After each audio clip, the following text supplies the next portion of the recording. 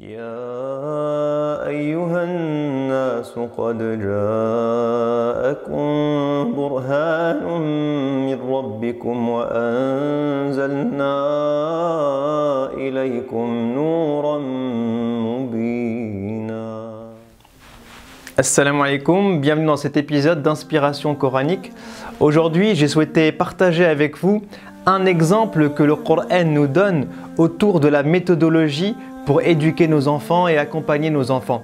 Il arrive souvent que les gens se posent la question de comment éduquer mes enfants de manière idéale.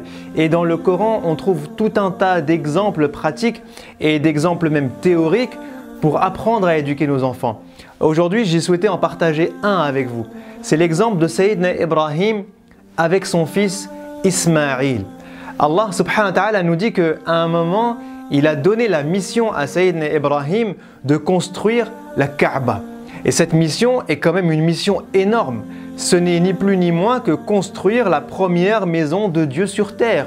Cette maison autour de laquelle le pèlerinage aura lieu entre ce jour-là jusqu'au jour dernier, ce sera le lieu du pèlerinage où les êtres humains qui souhaitent aller vers Dieu, les croyants qui souhaitent retrouver Allah subhanahu wa ta'ala et lui rendre visite dans sa maison première, eh bien iront faire le Hajj. Donc c'est une mission très importante que Allah subhanahu wa ta'ala donne à Sayyidina Ibrahim. Mais qu'est-ce que nous dit Allah en parlant de cette mission?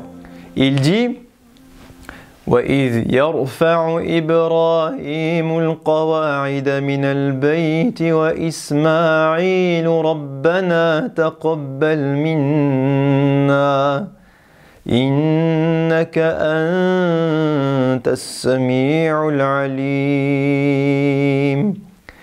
Allah subhanahu wa ta'ala nous dit, il est en train de décrire l'acte de Sayyidina Ibrahim, sa mission, et il dit وَإِذْ يَرْفَعُ إِبْرَاهِيمُ الْقَوَاعِدَ مِنَ الْبَيْتِ. Et rappelez-vous, lorsque Ibrahim a construit cet édifice, il a élevé cette maison de terre, il n'y avait rien, et Sayyidina Ibrahim a construit la première maison de Dieu sur terre. Et Allah subhanahu wa ta'ala utilise une formulation subtile pour dire ensuite wa Ismaïl, pour nous dire que lorsqu'il a accompli cette mission, en vérité son fils Ismaïl était avec lui. Et c'est très intéressant la manière qu'Allah utilise pour exprimer ça, parce que Allah n'a pas dit wa iz yarfa'u Ibrahim wa Ismaïl al-qawa'ida min al-bayt. Il n'est pas en train de nous dire que Ibrahim et Ismaïl accomplissent cette mission ensemble. Dieu n'a pas donné la mission à Ismaïl de construire la Kaaba. Il a uniquement donné cette mission à qui? À son père Ibrahim. Donc qu'est-ce que ça veut dire que le nom de Ismaïl soit décalé ensuite dans le verset? Ça veut dire que Sayyidina Ibrahim a pris cette mission à bras le corps, mais qu'il a décidé d'intégrer son fils Ismaïl dans cette mission-là. Il a décidé de responsabiliser Ismaïl et de le faire participer à ce projet magnifique.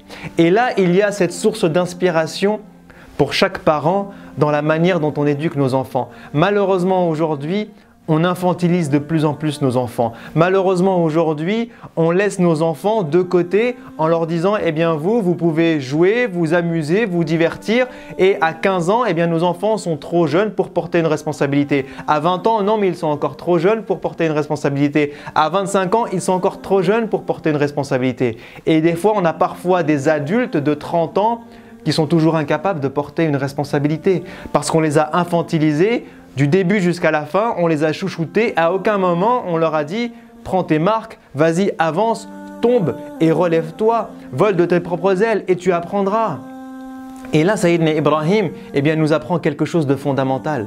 Il nous apprend que même avec un enfant qui est très jeune, Sayyidina Ismaïl à cet âge-là a peut-être 10 ans, 11 ans, 12 ans, donc il est très jeune à l'époque de la construction de la Kaaba. Sayyidina Ibrahim l'investit. Il le responsabilise, il l'intègre, il prend sa main et il dit « Viens mon fils, on va travailler ensemble. » Et si à 10 ans, 12 ans, j'intègre mes enfants dans ce type de projet, je leur apprends ce que c'est que la vraie vie, je les responsabilise de manière pratique, bien évidemment que lorsqu'ils auront 15 ans, 20 ans, 25 ans, ils seront d'autant plus matures. Ils seront capables de voler de leurs propres ailes, d'avancer de leurs propres pas. Et c'est ce que Sayyidina Ibrahim a fait avec son fils, mais que nous avons du mal à faire avec nos enfants. Nos enfants, même s'ils ont 10 ans ou 15 ans, ne sont pas voués à passer leur temps à jouer à la PlayStation ou à la Game Boy ou à je ne sais quoi. Nos enfants peuvent apprendre de la vraie vie. Nos enfants peuvent contribuer à des vrais projets. Nos enfants peuvent être rendus responsables, même à 10 ans ou 15 ans ou 20 ans. Et c'est notre rôle de parents de les prendre par la main et de leur dire « Viens, viens travailler avec moi, viens œuvrer pour tel projet, viens dans cette association avec moi, viens participer à une réunion, viens faire une maraude avec moi, viens faire une distribution de colis alimentaires avec moi, viens à la mosquée avec moi, viens aider à nettoyer les toilettes de la mosquée avec moi. » On peut faire plein de choses à nos enfants qui les responsabilisent, comme Sayyidina Ibrahim faisait avec son fils. Et c'est pour ça que derrière, il a construit de grands hommes, il a construit de grands prophètes avec l'éducation qu'il leur a donnée dès le plus jeune âge. C'est une source d'inspiration magnifique. Je m'appelle moi-même et chacun d'entre nous à faire ça avec nos enfants pour éviter que nos enfants ne grandissent et soient irresponsables ou immatures à un certain âge. Prenons inspiration sur Sayyidina Ibrahim. Je vous dis à la prochaine. Wassalamu alaikum wa rahmatullahi wa barakatuh. Ce rappel vous a été profitable, alors partagez-le humainement avec les personnes qui vous sont chères et numériquement pour qu'il puisse toucher le plus grand nombre, Inch'Allah.